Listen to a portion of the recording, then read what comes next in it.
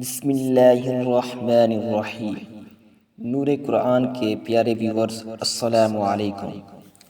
سامعین کرام، آج ہم رزق میں اضافے کی دعا کو سیکھیں گے۔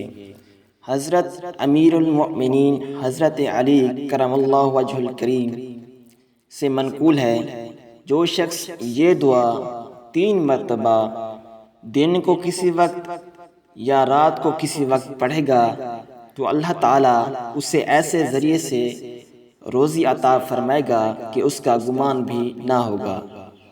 بہتر یہ ہے کہ اس دعا کو صبح کی نماز کے بعد اور عشاء کی نماز کے بعد پڑھیں۔ تو آئیے اس دعا کو سماعت کیجیے۔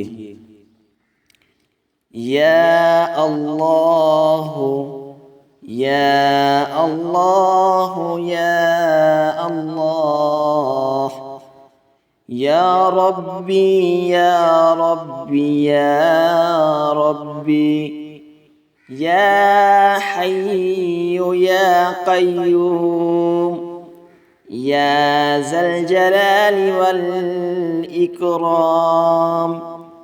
أسألك باسمك العظيم الأعظم أن ترزقني رزقا واسعا حلالا طيبا برحمتك يا أرحم الراحمين۔